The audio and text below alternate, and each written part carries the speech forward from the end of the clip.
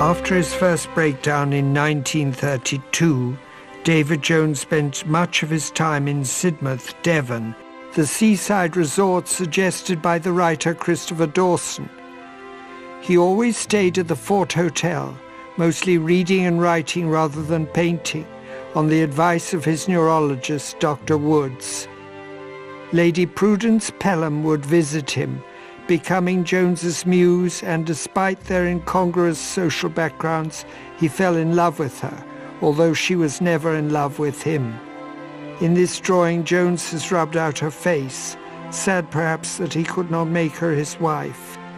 He had a need to mythologize each of the women he loved, and here Prudence is depicted as a medieval lady.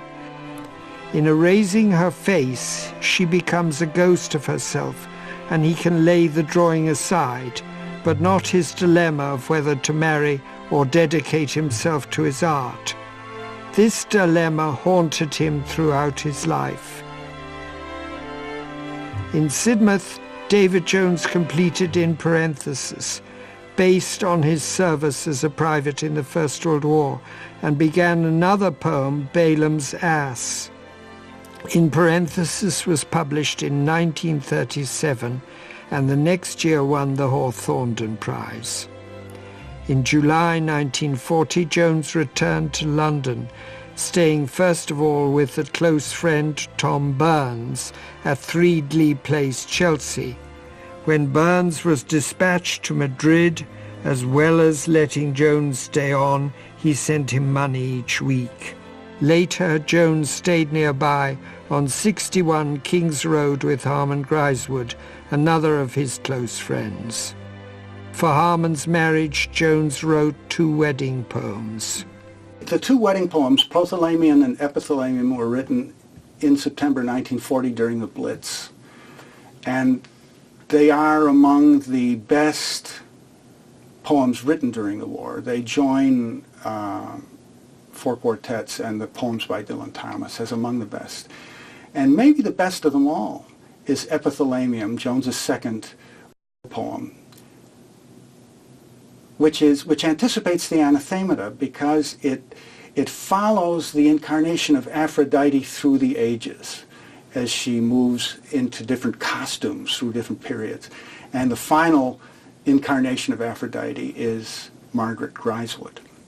My mother, Nicolette Gray, had a lifelong interest in lettering and had a very high opinion of David Jones's work in this field. After he moved to Sheffield Terrace and she moved with her family from Oxford to a few streets away from Sheffield Terrace, they saw a great deal of one another. He came to supper regularly once a week. They would have talked of all sorts of things, but certainly inscriptions would have been a prominent topic. She had studied Dark Age inscriptions in Italy after Oxford in the early 1930s, and David was just beginning to paint his mature inscriptions, possibly from 1940, but more probably from 1943. She would undoubtedly have shown him the squeezes that she took of Dark Age inscriptions in Italy. She wrote the definitive book on the painted inscriptions of David Jones, but she had already singled out their importance in an article in Signature in 1949. And in both, she's too modest to say just how great her input was. Well, many people talk about the forms of the letters in David Jones's work, and it's one of the things that Nicolette Gray was interested in and draws out in her book. But, of course, probably to David Jones himself, it's the commitment to the words that are really important. And I think there are different levels of commitment in his various inscriptions. So there are certain inscriptions that are quite personal, and there are other inscriptions which are for Christmas or Easter or gifts to particular friends. But there are others that he makes definitely for himself. And so there's a different level of commitment to the content there. In his early sketches for inscriptions, Jones experimented with all-over pattern and bright colour. I think the way that I approach the use of colour in David Jones's work, in his inscriptions, where the colour is obviously very different from the way he evokes that world of the senses in his paintings, is that he's using colour in either a heraldic or a liturgical way, in that the colour has a meaning, so that we've got, basically he's working out, he's trying to find a good red, a good blue, a good green, and if we look at David Jones's use of this sort of greeny, olivey colour, I think that's actually his gold. I think the main pattern of his letter forms was laid down really working with Gill, and his experience of painting in Gill's carved inscriptional forms, blues, reds, those sorts of colours, and I think that was his basic training. I think in choosing Welsh and Latin texts, Jones seems to put a barrier between us and reading the words. And indeed, reading is perhaps not the priority here, because visually he's splitting words in strange places. So the visual issues for him in terms of actually arranging abstract forms on the page seem to have priority in the inscriptions to me, because of the way he breaks words. But he does something very valuable by using the Welsh and the Latin. If you're wanting to show your commitment to the words as you write a mark, you want every word to count. And one of the problems in working with English as a maker of inscriptions is that English has lots of rather weak words like the. And I know from my own experience as a calligrapher that when you begin to write those words, something of the pulse of commitment begins to falter, because you don't know quite how to invest your mark making in those particular words. The great thing about Latin, for instance, is that that's all incorporated within the language. They're not necessarily all spelt out, the he's and she's and the tenses. So it's actually in the word, and that's really helpful if you're coming to it from the point of view of wanting every mark to count. Because one of the problems with working with calligraphy and lettering is immediately, if you can read the words, if they're legible, you start moving your eye in a predetermined path along the lines, and you don't actually look at the thing as a visual object as a whole. Your eye doesn't immediately start coursing across the surface in different directions. But if you can stop people instantly reading it, they have to just look at the words, and so it becomes much more of a visual encounter. The bigger project that's behind the inscriptions is this sense of David Jones wanting to create a greater cultural resonance that goes back over centuries and is not simply relating to his own time. For me, the biggest, the closest connection is really with the work of another man at a turn of a culture, which is Iadfrith, the scribe of the Lindisfarne Gospels.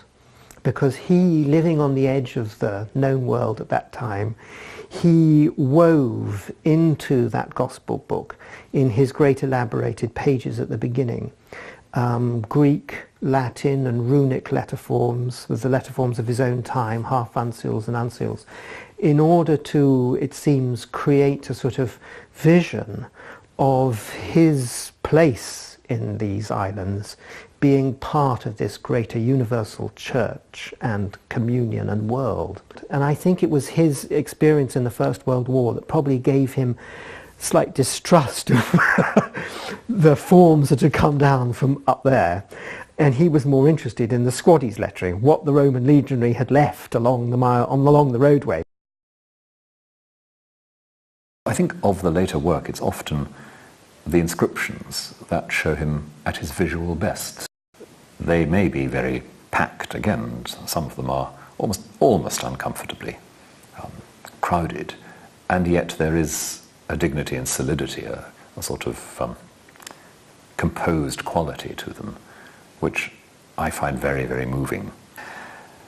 Now this is a Latin inscription, and of course several of Jones's most important inscriptions mix together Latin, Anglo-Saxon, Old Welsh, and other things too.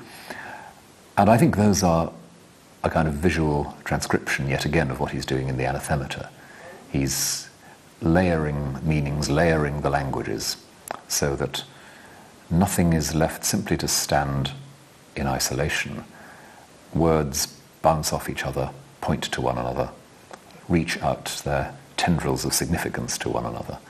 And as in the anathemata, the whole cultural and religious history of the ancient world just comes to a point in the Eucharist celebrated somewhere in 6th century Britain.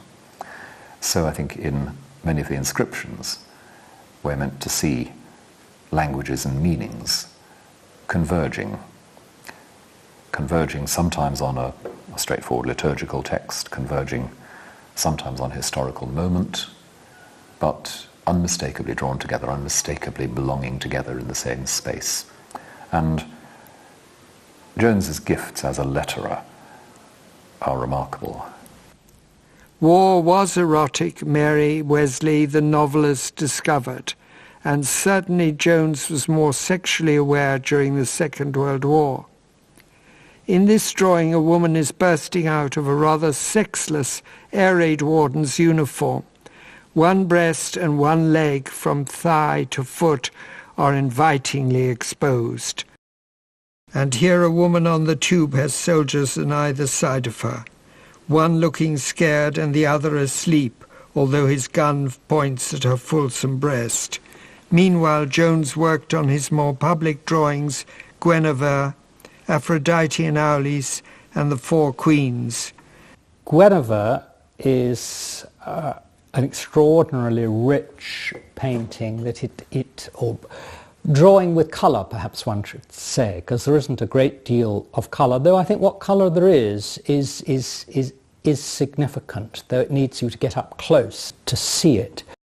It's Lancelot visiting Guinevere, and of course their relationship was an adulterous one. But in this picture, Lancelot has Christ-like characteristics. He shows the sign of, he bears the wound of the bars that he's broken through to get into Guinevere's chamber, which are like the stigmata. But Guinevere, in the Arthurian story, has been tending the wounded knights who lie sleeping, mostly sleeping, around her. And these reference all kinds of things. They reference David Jones's own experience in the trenches, lying asleep in the trenches or watching in the trenches, and the figures in Londoners in the air raid shelters, in the tube tunnels sheltering from the bombs in 1940. So there's again there's this contemporary reference, but above all, I think, sort of ideas of salvation through Christian sacrifice. And in the back of the chapel where this is taking place is a Christian altar and a sort of tabernacle with curtains. I mean, I see Aphrodite and Aulis as an invention of his, that it's not based on some pre-existing story, even though it does allude eventually to Iphigenia in Aulis. The Four Queens is very obviously set in the border country of Wales, around Capel-y-Ffin, where David Jones spent time with Eric Gill in the 1920s, and a particular mountain, Itumpa, is seen in the background, and that has both apparently live horses on it, but also horses that are inscribed in the earth, like sort of a white horse of Uffington, is it? So there's this sort of reference to prehistory, to layers of history present there. During his time at 12 Sheffield Terrace, Jones was writing a third poem, never published, The Grail Mass. I started to recover the Grail Mass in 1989 when I went to work on my dissertation at the National Library of Wales. And when I went over there, I went through basically the reject pile of manuscripts that Harman Greiswood and Rennie Haig had excluded from the Roman quarry. And I noticed something, that as I put them back together, they actually formed a long, continuous dramatic narrative that centered around Roman soldiers on the walls of the Antonia in Jerusalem on the night of Holy Thursday. Well, over time, I found that David Jones had a pretty complex coding system, and he also had basically blueprints for how he wanted this piece together. And it turns out that the experiments that he talks about in the preface to the Anathemata actually was this rather long piece, and it really consisted of two parts. The first was a long narrative, dramatic narrative, about the time from the Holy Supper all the way to the crucifixion, and it was in three parts. One was about Judas and Caiaphas, one concerned these Roman soldiers walking on the walls, and the last part concerned a Roman officer, his daughter, and a young subaltern who were having a discussion on Roman history, among other things, at the time of the crucifixion is taking place. So this later on becomes all of the Roman material that you find in the Anathemata, and it becomes all of the Roman fragments that he publishes in the Sleeping Lord. He worked on this part of the project between 1939 and 1943. But then suddenly something strange happened. He started introducing and inserting long pieces of Celtic material into this basically Roman narrative. Finally, what happened was that when he started breaking this project apart for inclusion in the Anathemata, the Celtic material becomes a poem known as the Sleeping Lord, and it becomes the Hunt that he also includes in his final collection, the Sleeping Lord. So, in that sense, what I found out was that almost all of David Jones's poetry was written before 1952.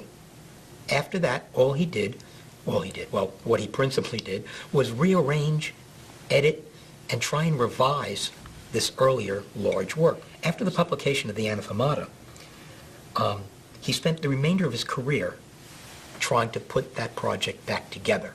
But he did it in a rather unusual way. On the one hand, beginning in 1955, he starts taking fragments of what are now fragments and publishing them separately, beginning with a piece called The Wall from Poetry in Poetry magazine.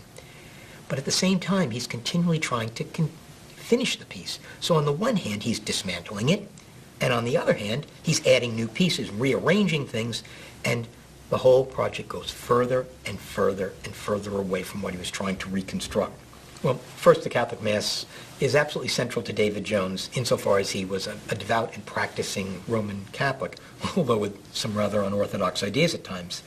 But I think it's important to him on a number of other levels. The first is he was very much taken with a comment from Saunders Lewis that, quote, the Mass makes sense of everything. And in the Anathemata, we're at a Mass in London in the present, or the then present of 1945, and he's trying to show that the Mass itself is still a living and a continuous sign of the entire past of Western culture that has gone into the making of that Mass. During 1946, Jones suffered his second nervous breakdown while staying with Helen Sutherland. In the following year, on the advice of Tom Burns and his psychiatrist brother Charles, Jones became a patient at Bowden House in Harrow, staying 6 months, paid for by Helen. After a period of rest, the doctors made Jones paint. He chose to depict the mature trees in the garden, culminating in his painting Vexilla Regis. Vexilla Regis Prodeunt, of course, is the first line of the great hymn of Passiontide in the Latin liturgy. So what one would expect looking at this picture is something focusing on Passiontide, and that's what you have. What at first sight appears to be, from a distance, a landscape with trees. The more you look at it, the more it's heavily loaded with symbolism. The central tree, which obviously is meant to be in some sense the tree of the cross, is pierced with nails like the Easter candle, which is pierced with grains of incense in token of the nails holding Christ to the cross.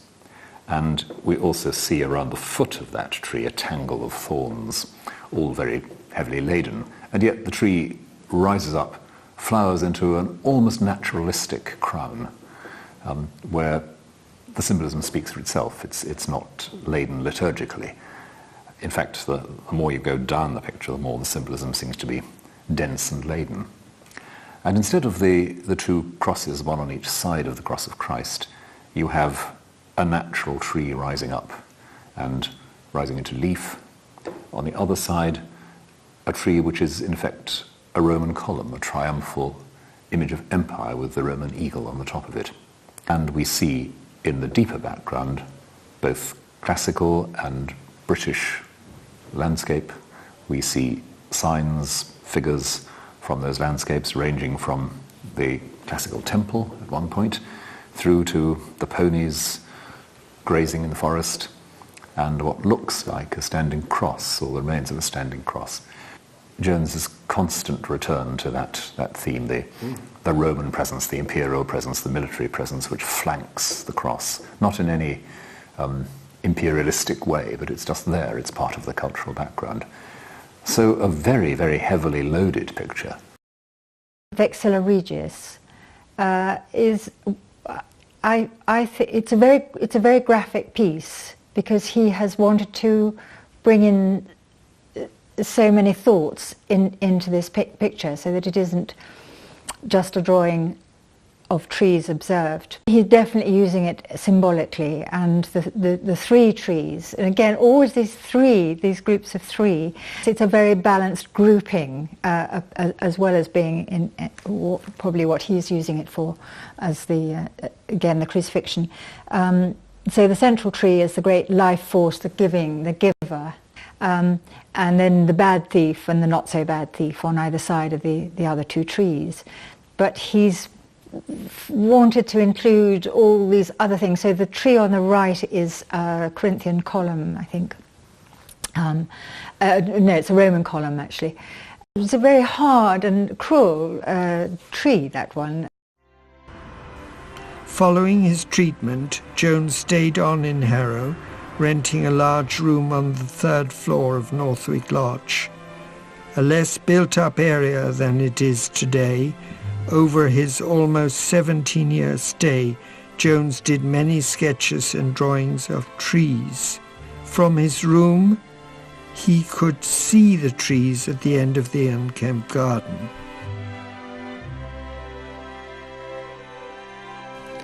Circa 1948, Jones drew pictures of Roman women he described as imaginary portraits. Two drawings stand out, and this third is significant, being only a fragment of the original. These lead up to his masterpiece Sunday Mass, drawn from memory. Jones also painted his chalice pictures at Northwick Lodge. Flora in Calyx Light is one of Jones's most serenely beautiful compositions, I think. The palette is exquisite, wonderfully delicate. The drawing is superb. One of those where you realize that he was, of course, when he wanted to be, an absolutely brilliant, realistic draftsman. He just didn't want to be most of the time. And it's one of those paintings where, as you look into it, you see the three-dimensionality of it, and yet, of course, that's not what you're meant to see. This is a worked surface. It's a painting, and of course it's part of Jones's whole philosophy that when you create a painting or a picture, you're creating a surface, you're not creating a substitute reality. So a very skillful but very, very lightly touched movement inwards. The opening window, I think, is part of that. And again, the quite naturalistic drawing of the central glass goblet and the flowers put in the water there, the flora side of the title, and the light of the calyx, the chalice, the glass itself, that light doing what refracted light does to those flowers. And there's a sense, of course, in which the light and the colour in the picture streams out of that central glass goblet. It streams upwards and outwards. It sprays almost out of the light in the glass.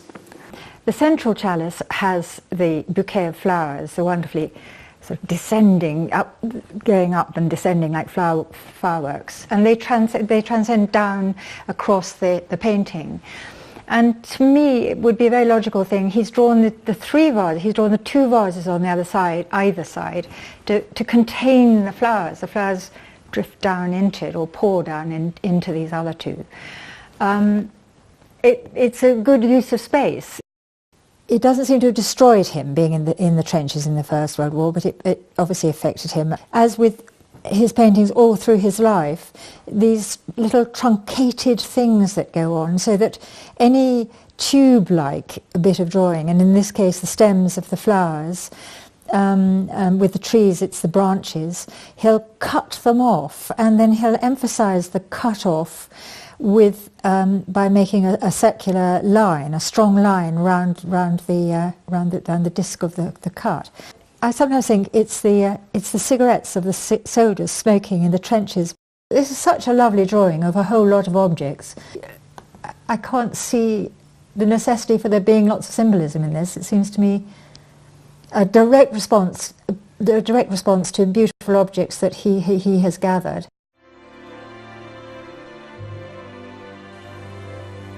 Jones's poems and inscriptions use space uniquely, but in different ways.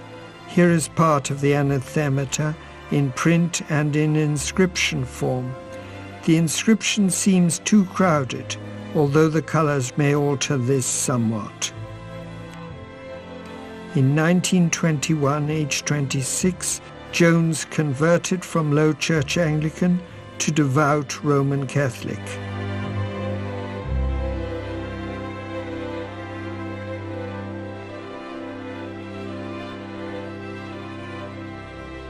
I was thinking about what attracted him to Catholicism, and I think there's three things, almost in his own words, and one is that he was very attracted to medieval images and writings, and he says that even before the war at Camberwell School of Art, his compositions had medieval themes and even vested priests. And then I think the very famous description he gives of finding this half derelict building behind the front lines, so near to the front lines, and peeping through and seeing the priest with candles. For him, it was a vision, you know, from a bygone age. But then he was also very attracted to rites and rituals, and we see that in parenthesis he explains it, how he found the traditions of the army so supportive, so important to him. The parades and the marching in companies, and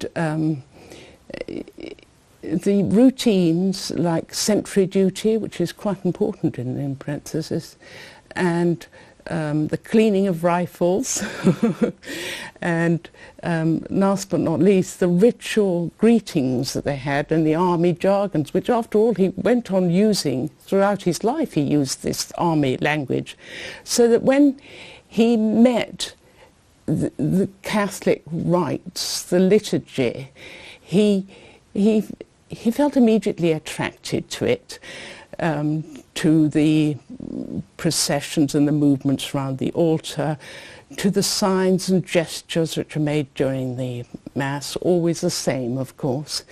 And, of course, again, ritual greetings and the set prayers.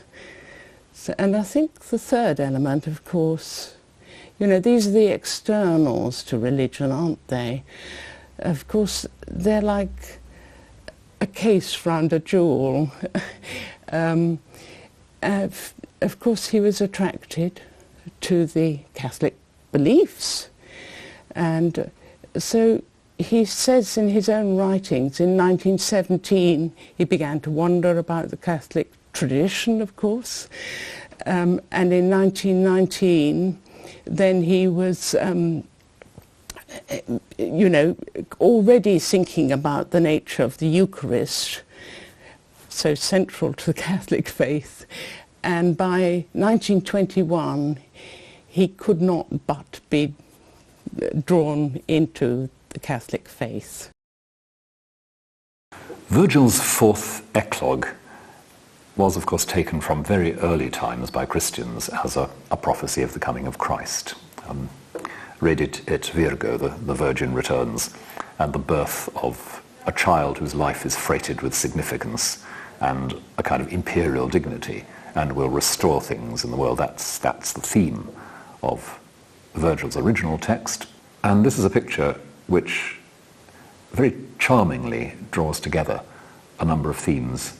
Here you have what appears to be a little rural group, shepherds perhaps, at first sight, one of them playing on a little flageolet.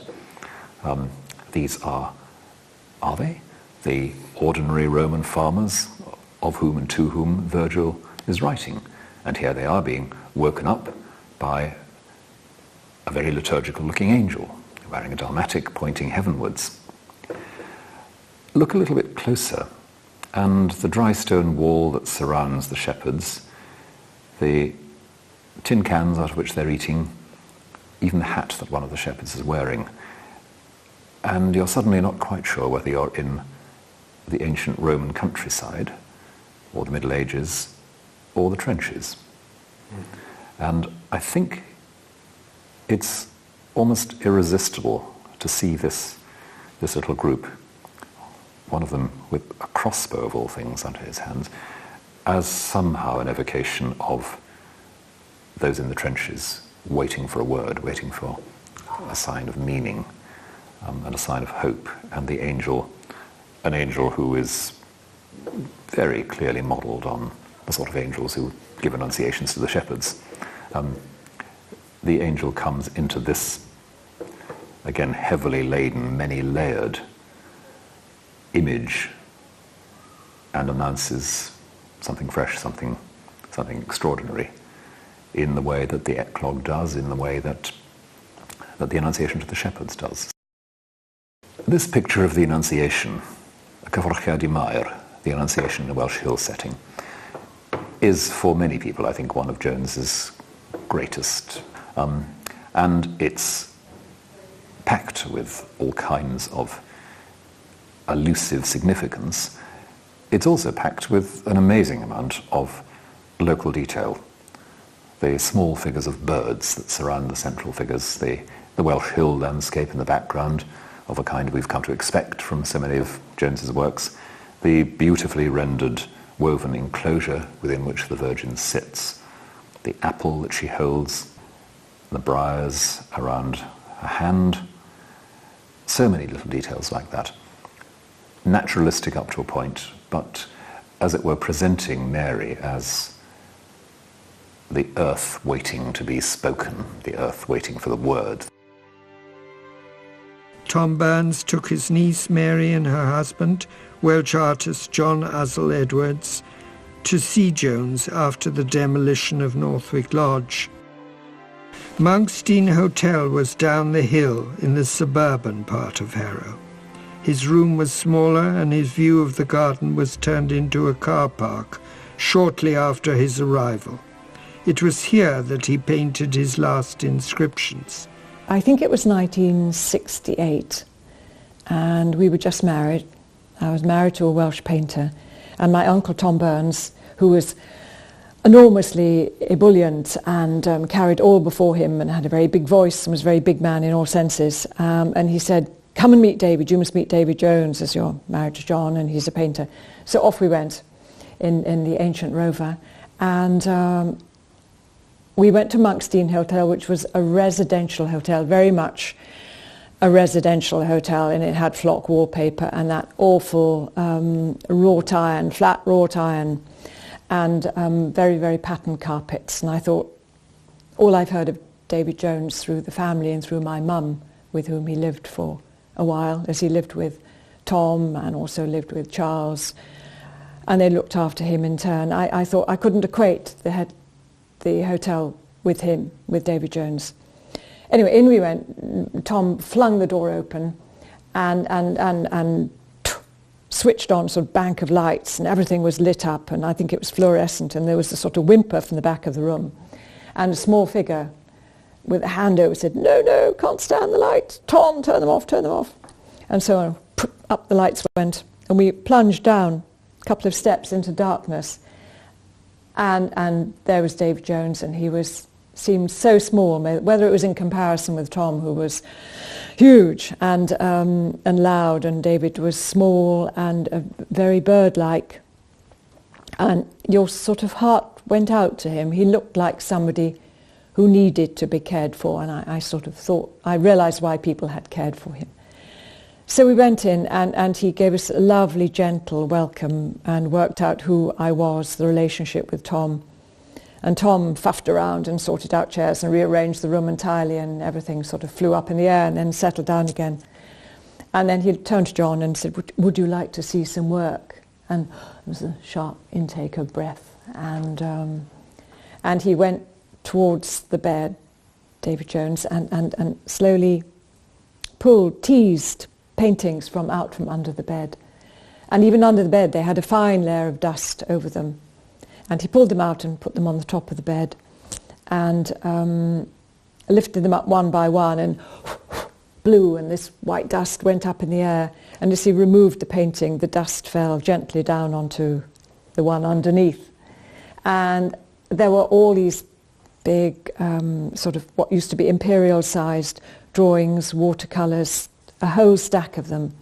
And it was, I think looking back, I think it was Tristan, Iseult, and there were also some ancient mariner ones, I think. They were underneath another cupboard, also covered in dust.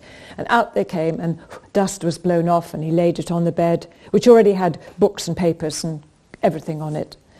Laid them on the bed, and then we'd have a look, we'd have a talk, and he'd bring out another one, and another layer of dust up in the air onto the bed, and there was a sort of dust and the afternoon light.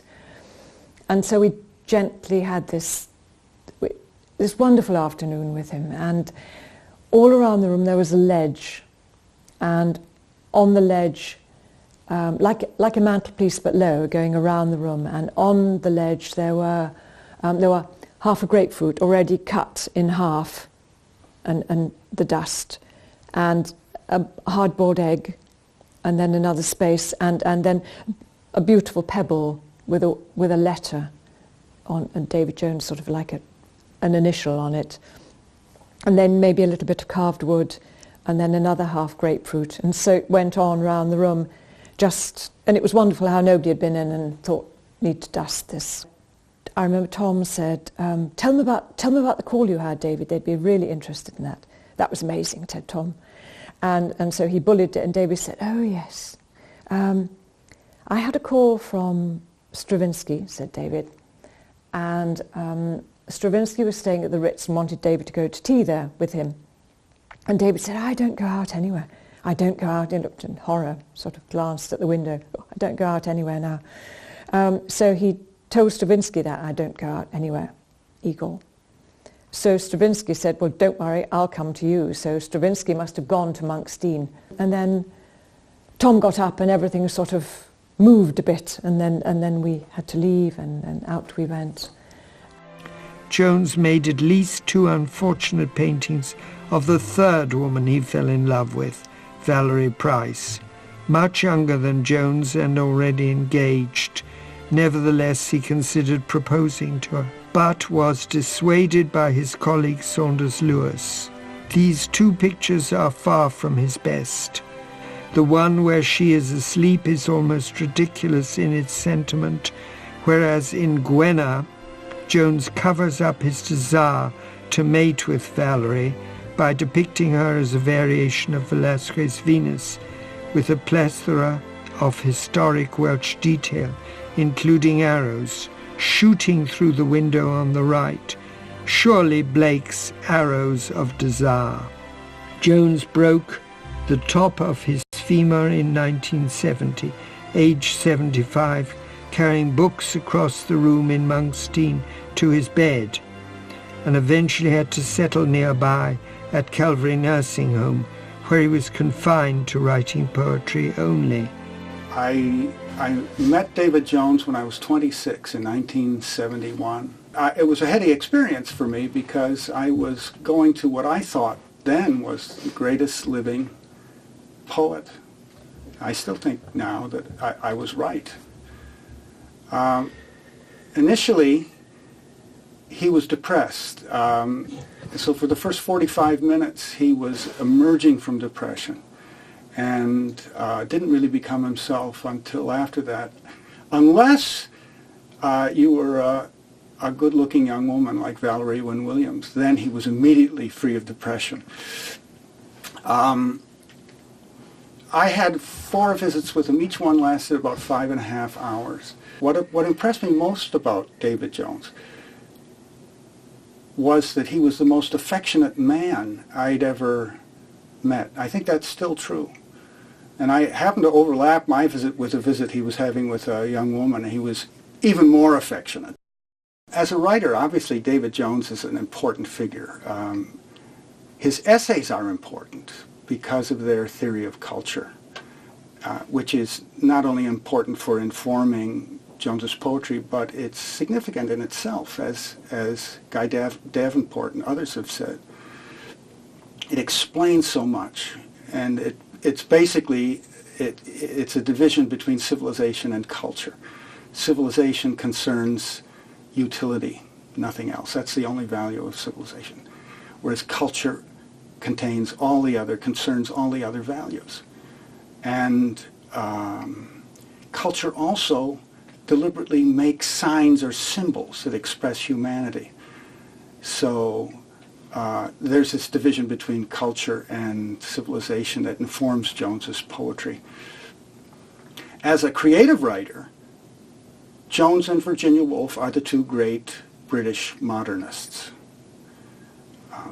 In parenthesis is the greatest work to emerge from the Great War, and probably the most important work on war in English. It was begun in 1928. David Jones had read all the other war books and thought he could do better. And he wanted to experiment. He believed in the unity of all made things, that all works of art, no matter what the medium, were essentially deeply like one another. And he thought that if he could paint and make engravings, he'd be able to write poetry. Or write something, texts to go with his pictures, and he started experimenting. Very soon, he started to write more and draw less. And this experiment, that's what it was, and it began with uncertainty and trepidation and a lot of self-criticism. This experiment continued in the presence of Harman Griswold. And Jones later said that if it weren't for Harman Griswold, there would be no in parenthesis, because Griswold was so encouraging, said, "You must go on." Jones began writing influenced by Livingston Lowe's The Road to Xanadu, which talks about how the best art emerges from the unconscious. And so Jones was writing by free association, and eventually he tested his work not only with Griswold, but by reading it aloud to other people. Well, the Anathemata is Jones's greatest achievement. He knew this. He thought this himself as an artist, as a maker. It's his Summa. It's a great long poem. It's a dramatic, symbolic anatomy of Western culture that celebrates sign-making as being essential to culture. Why is it so important? Why is it such an achievement? Well, because of its prehistoric and historic scope. Because of its language, which is so beautiful and unusual. The symbolic structure that Jones achieves in the Anathemata is just extraordinary. The poem begins with the elevation of the host at Mass, and it ends 200 pages later with the elevation of the cup. 6-7 seconds later, 200 pages later. So that the whole poem is circular. And within that circle, there are 8 other circles achieved by breaking off and resumptions of text.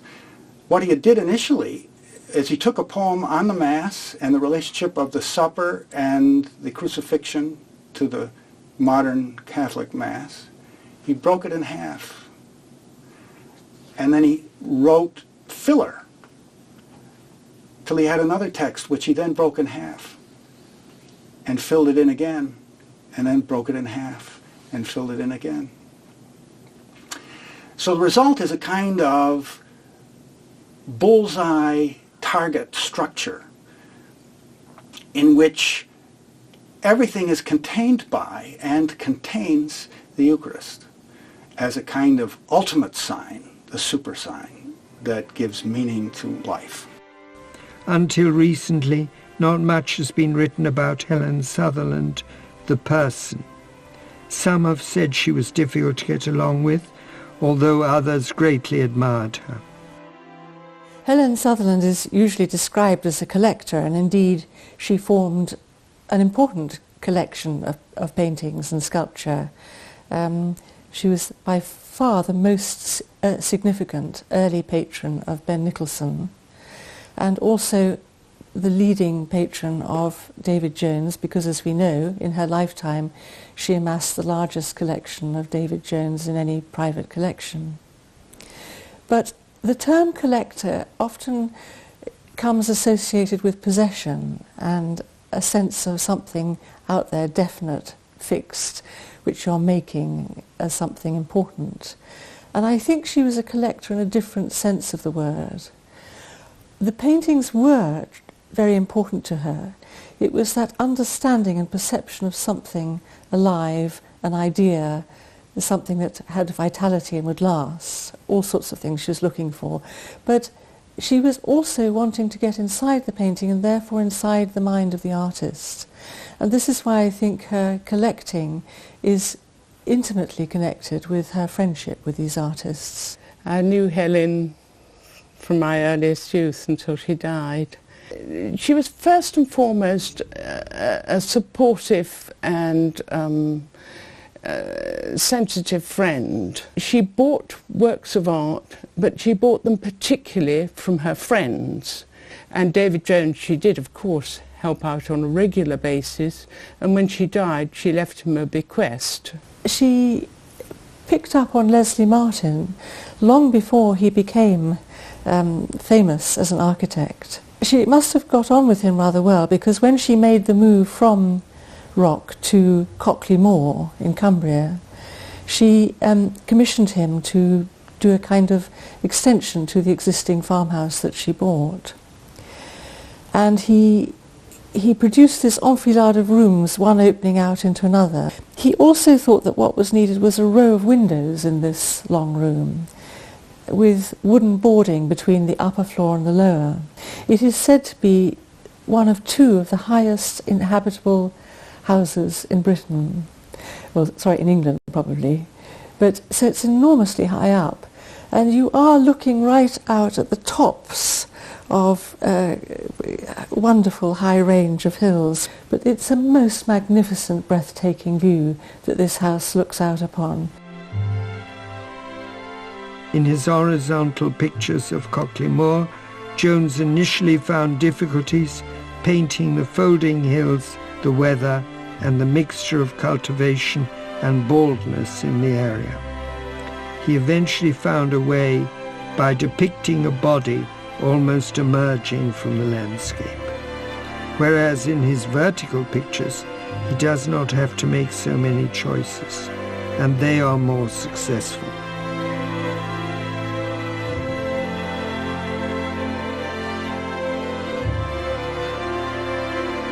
Vernon Watkins and William Cookson shared a great love of poetry and encouraged Jones to develop or complete his poems.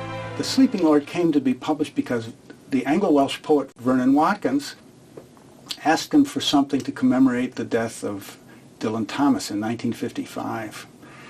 And David Jones went back into the manuscripts of the early 1940s, and he found 8 pages. He took them out, called them The Wall, and sent them to Vernon Watkins, who read it, loved it, typed it up, sent it to the editor of Poetry Chicago, who published it.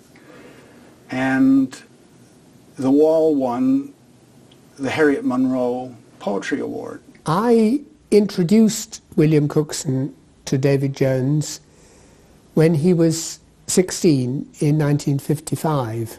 William Cookson was a very remarkable man who was completely committed to poetry. His mind was full of poetry. He would commit to memory a poem, if he liked it, after just 2 readings. I've never met anyone who was so absorbed in poetry. So when I introduced him to David, they took to one another immediately. David recognized just what a person of literary integrity William was. In 1959, William started his poetry magazine Agenda under the inspiration of Pound, who was indeed his prime mentor and guide. But it's interesting that William inserted the names of 2 people he wished to single out for admiration, Hugh MacDiarmid and David Jones. And he agreed with MacDiarmid in thinking that Jones was the greatest living poet in the British Isles, that his enthusiasm, his drive, inspired David to finish or at any rate make further progress with his writings, particularly The Sleeping Lord. In 1970, William Cookson went to Peter du Sautoy at Faber and complained and urged him to list these things as poems. The Anathema was listed as memoir and autobiography. So no one was reading them as poetry. They weren't understood as long poems. They weren't appreciated or criticized. And Cookson got du Sautoy to finally convince Monteith to describe them as poems and list David Jones as a poet. Douglas Clevedon is not associated with David Jones as much as others in his life, but he was loyal and figured more in Jones's later years. As far as Douglas is concerned, I think one of the important things is that Douglas broke into the magic circle of Catholic friends and supporters, and was therefore able to open up David's work to a much broader readership and artistic group of people. It was not on the first occasion that he met David that he asked him if he would do the engravings, the copper engravings for the Ancient Mariner, but that came a year later. This essay that he wrote on the Ancient Mariner should have come out much earlier to go with the reprint, but that turned out not to be possible because David was such an inveterate delayer, procrastinator really, in trying to finish things, and he hadn't got anything near finished by that time. David Blamars did not hear Clevedon's broadcasts of In Parenthesis and the Anathemata, but sees them as pioneer attempts to introduce Jones to a wider audience, although he feels the poems are best read with Jones's footnotes to hand. Douglas's Word and Image exhibition came in 1972, and that put together a lot of the drawn and painted work, as well as some of the inscriptions and engravings, because So much of David's work had been done for private presses. The book that Douglas Cleverdon did in the early 1980s, that is an attempt to bring all of David's engraved work together within 2 covers, is a fantastic achievement. Tristan and Isolde, or as he preferred to call it, Tristan ac Iseult, is, I think, generally reckoned a heroic failure. That he worked on the first drawing, and Kenneth Clark preferred the first drawing with this extraordinary weave of pencil lines, and has a sort of magic to it, evanescent, silvery, floating. But then in the second drawing, the details seem to become almost too defined, and the colour at times, for me, a little bit sweet. David Jones did increasingly find it difficult to express in painting the full range of his religious and cultural concerns, whereas he could do that more in writing, notably in the Anathemata. So I think, although he regarded himself as sort of by vocation and training a visual artist, I think the writing did really become very, very important to him. Something interesting is happening. When I did my Tate retrospective of David Jones's work in 1981, we still pretty much accepted the sort of standard narrative of modernism and its ideals, and departures from that were seen as a falling off. But now, well, we're well into postmodernism, if not beyond it, and I think we're beginning to see how fragmentation, heroic failures, attempts at something which actually don't quite work but may address the contemporary predicament, can be more interesting than yet another refined, modernist, tasteful, abstract picture. So I think that a younger generation, I've noticed with artists I've met, are actually responding to some of these late works of David Jones in ways which I, 30 years ago, found difficult. Their fragmentariness is becoming more appealing. David Jones's creative legacy exists in a myriad of forms. In his religious paintings or still life, he extended the boundaries by creating exceptional imagery. In similar vein, his small sculptures and engravings are admirable, but do not innovate, whereas his poetry and his inscriptions do indeed exist as innovations.